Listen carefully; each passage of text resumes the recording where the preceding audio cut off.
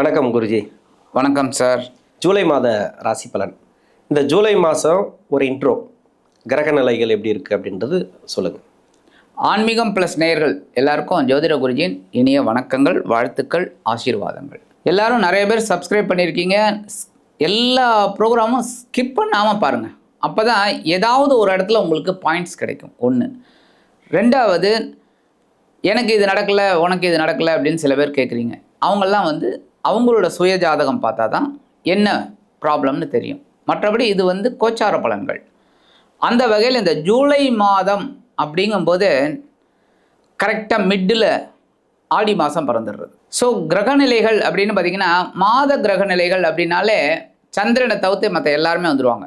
8 கிரகமும் வந்துடும். இதில் 4 கிரகம் வருட கிரகங்கள், 4 கிரகங்கள் மாத கிரகங்கள். இதில் இந்த செவ்வாய் அதே இடத்துல தான் இருக்கார்.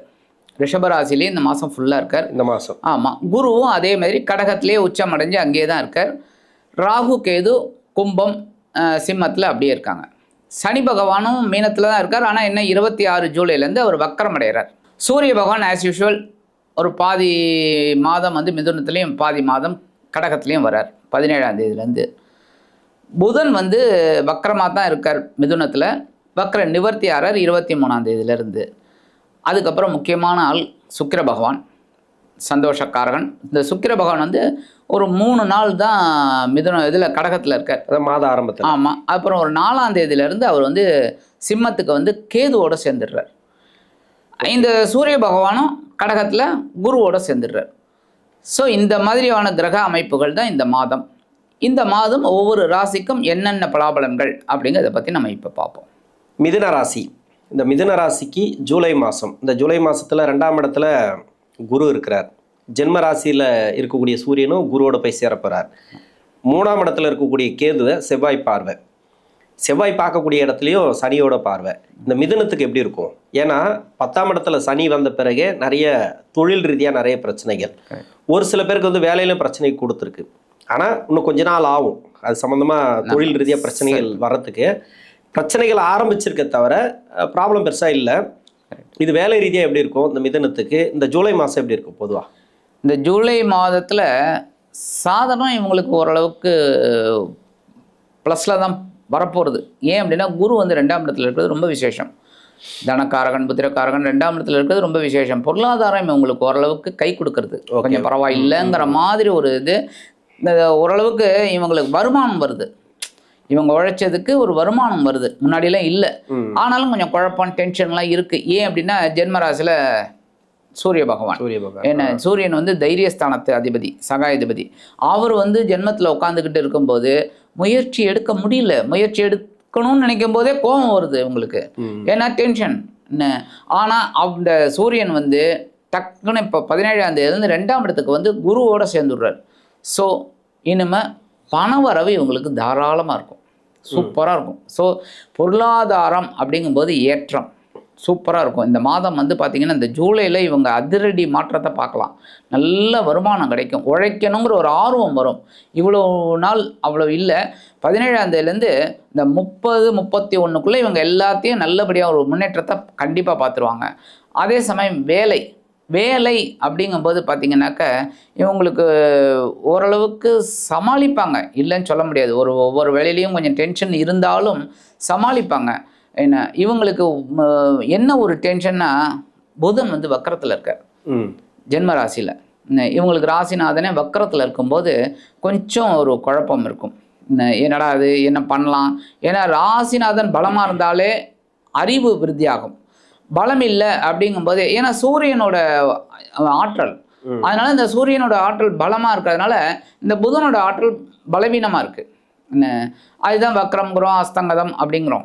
அப்போ இவங்களுக்கு இந்த ராசிநாதன் சுகாதிபதியே வக்ரத்தில் இருக்கும்போது கொஞ்சம் டென்ஷன் இருக்குது.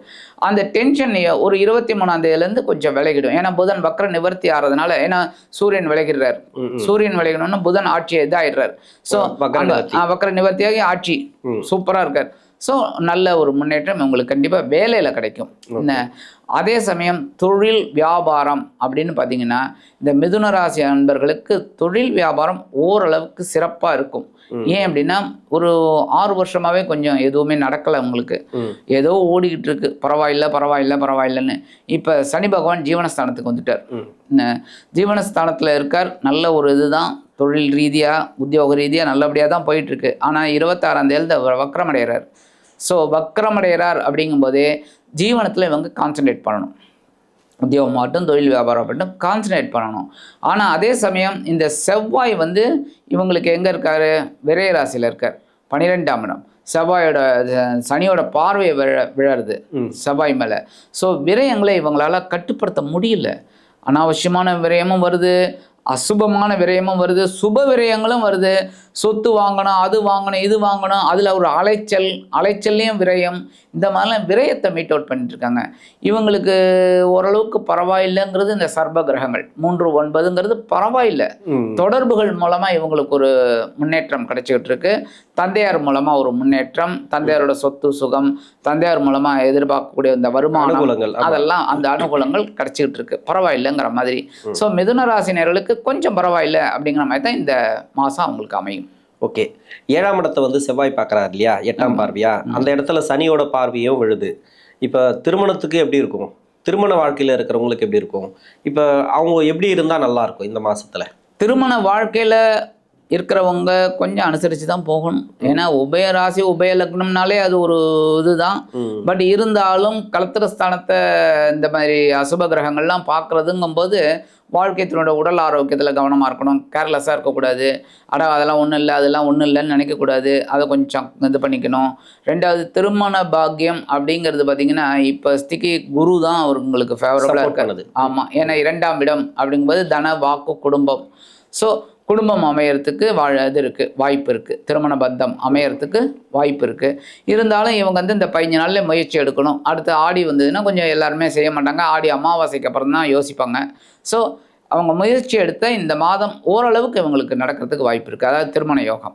ஓகே, கணவன் மனைக்குள்ள ஒற்றுமை, கணவன் மனைவி ஒற்றுமை இவங்க அனுசரித்து தான் போகணும். எப்போவுமே அனுசரித்து தான் போகணும். அனுசரித்து போனால் தான் அவங்களுக்கு நன்மை. நான் தான் பெரியவன், நீ தான் பெரியவன் தான் பிரச்சனை வருது. இந்த ஈகோ தான். ஈகோவை தூக்கி எறிஞ்சிட்டு அவங்க ஈகோவை தூக்கி எறிஞ்சிடுவாங்க. ஏன்னா இவங்க ராசிநாதன் வக்கரத்தில் இருக்கார். ஸோ யோசிப்பாங்க. யோசிக்கும் போது எல்லாம் நல்லபடியாக நடக்கும். ஓகே, 6ஆம் இடத்துல வந்து செவ்வாயோட பார்வை விழுது சார். அவரோட வீட்டை அவர் பார்க்குறார். 6ஆம் அதிபதி 6ஆம் இடத்தை பார்க்குறார். கடன் சம்பந்தமான பிரச்சனைகள் தீருமா? ஒரு சில பேருக்கு வந்து கடன் நிறைய இருக்கு மிதுனத்துக்கு. ஏன்னா ஒரு சில பேருக்கு வந்து சனி தசையில் இருப்பாங்க.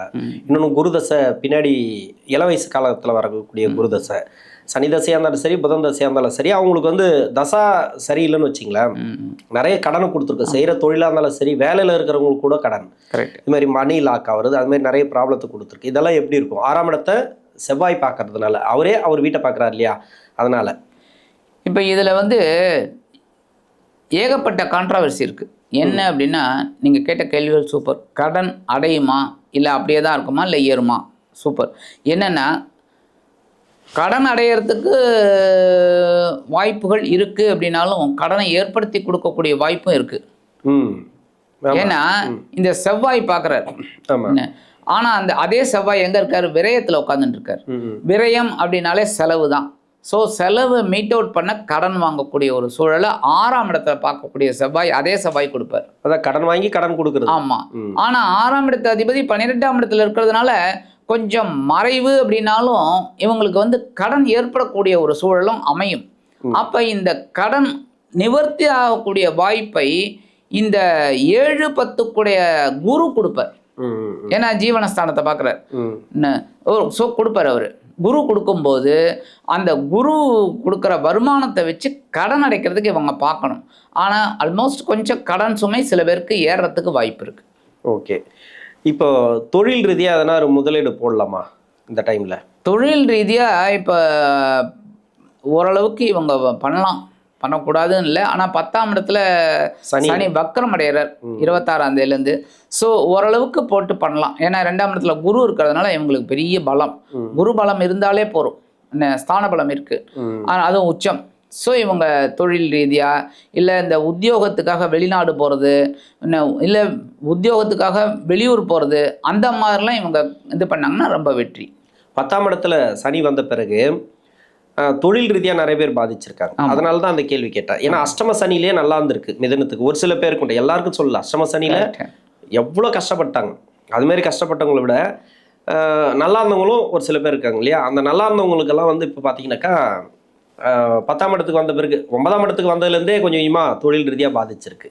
அதுதான் எப்படி இருக்குன்னு கேட்குறேன். அதாவது இந்த சனி பகவான் வந்து ஜீவனஸ்தானத்துக்கு வந்த உடனே நல்லா இருக்குன்னு சொல்லலாம். ஆனால் இப்போ என்னென்னா இந்த சனியோட பார்வை பார்த்தீங்கன்னா விரைய ராசியில் பார்த்துட்டு இருக்கார். ஸோ செலவு. அடுத்தது பார்வை பார்த்தீங்கன்னாக்க நேர இதில் பார்த்துட்டு இருக்கார். செவ்வாய் வந்து முயற்சி ஸ்தானத்தை பார்க்குறாரு, 3ஆம் இடத்தை. அப்போ முயற்சி எடுக்க முடியாத ஒரு சிச்சுவேஷன், செலவு மட்டும் கண்ணாபின்னான்னு வந்துக்கிட்டு இருக்கு. அப்படி இருக்கிற பட்சத்தில் இவங்க வந்து தொழில் ரீதியாக கான்சன்ட்ரேட் பண்ணி ஒரு கடுமையான ஒர்க் பண்ணணும். அதை விடுத்து பெரிய இன்வெஸ்ட்மெண்ட் போட்டால் ரொம்ப நல்லா வரும் அப்படின்னு நினைக்கக்கூடாது. அதுக்காக கடன் வாங்கக்கூடிய ஒரு சூழல் உண்டாகும். அதுதான் சொன்னேன், கடன் வாங்காமல் தொழிலை எப்படி அபிவிருத்தி பண்ணுறதுங்கிறத பார்க்கணும் இவங்க. அந்த மாதிரி பண்ணாங்கன்னா பரவாயில்ல. இல்லைன்னா மிதுன ராசினியர்களுக்கு கொஞ்சம், ஏன்னா குரு இப்போ கொஞ்சம் நல்லபடியாக இருக்கிறதுனால சொல்கிறேன், ஓரளவுக்கு இவங்க கான்சன்ட்ரேட் பண்ணினாங்கனால தொழில் விருத்தி அடையும். சனி பகவான் வந்து 10ஆம் இடத்துல இருந்தால் கூட தொழில் விருத்தி அடையும், ஏன்னா குருவோட இதுங்கிறதுனால. ஓகே. பரிகாரம் கண்டிப்பாக இவங்க பெருமாள் வழிபாடு பண்ணுறது ரொம்ப விசேஷம்.